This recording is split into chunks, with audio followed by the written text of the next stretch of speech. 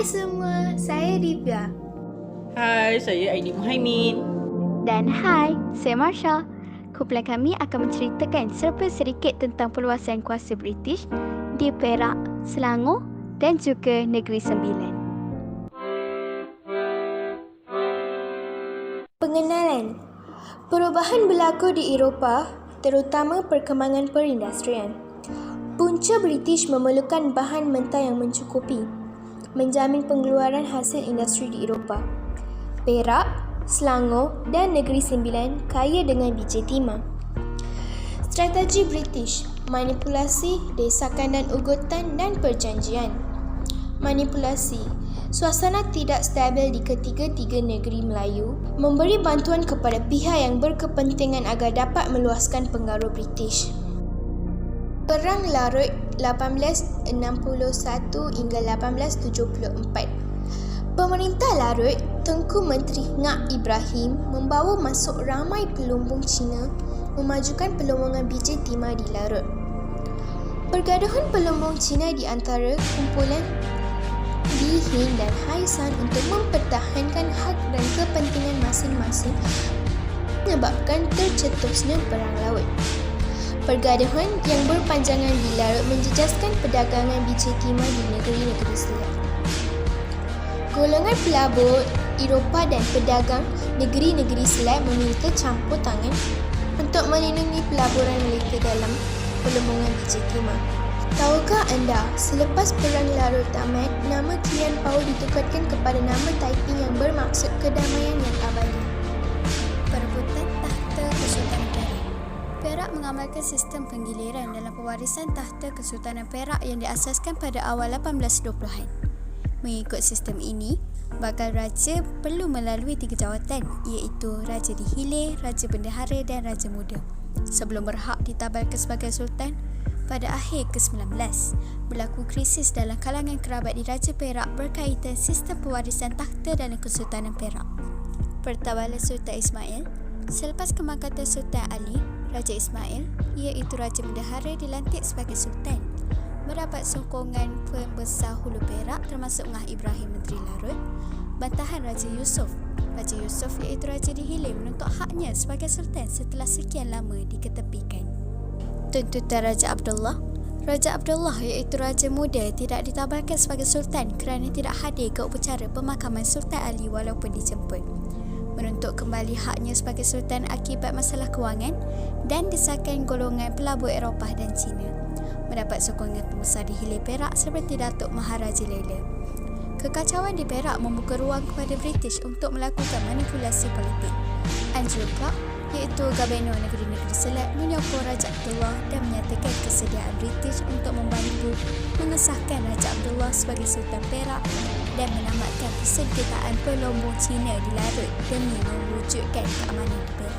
Manipulasi British di Selangor. Sewaktu pemerintahan Sultan Abdul Samad 1857 hingga 1898, tercetus pertelingkahan dalam kalangan kerabat di Raja Selangor yang menyebabkan berlakunya perang-perang British turut campur tangan dalam pertelingkahan tersebut untuk meluaskan pengaruh di Selangor.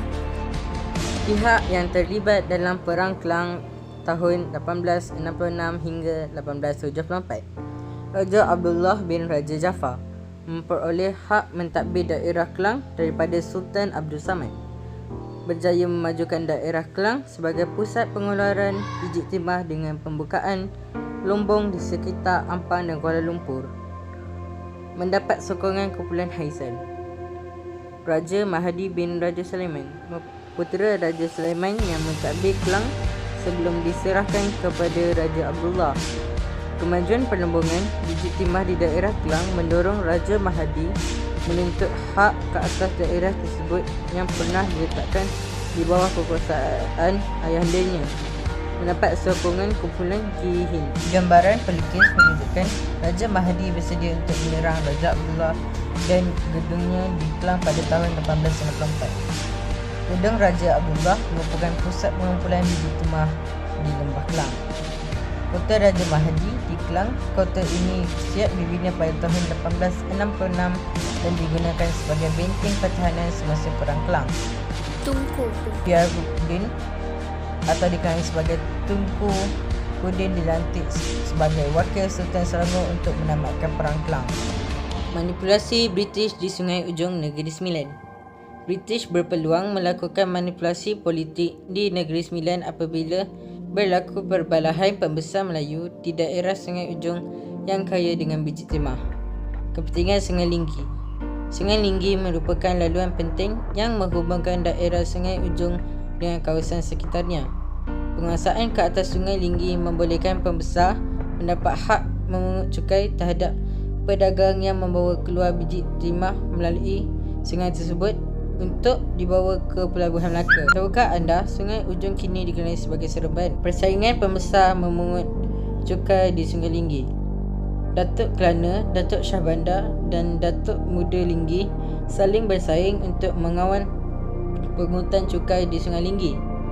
Namun begitu, persengketaan Datuk Kelana dan Datuk Shah Bandar dimanipulasi oleh British. Melalui bantuan ketenteraan kepada Datuk Kelana untuk mengalahkan Datuk Shah Bandar, British memperoleh hak memungut cukai di Sungai Linggi. Perbalahan pembesar di daerah Sungai Ujong dan persaingan untuk menguasai Sungai Linggi menjejaskan kegiatan perdagangan di negeri-negeri selat. Manipulasi British dan konflik ini berjaya meletakkan daerah Sungai Ujong yang kaya dengan biji timah di bawah kekuasaan British. Datuk Kelana Syed Abdul Rahman, pemerintah Sungai Ujong. Hai semua.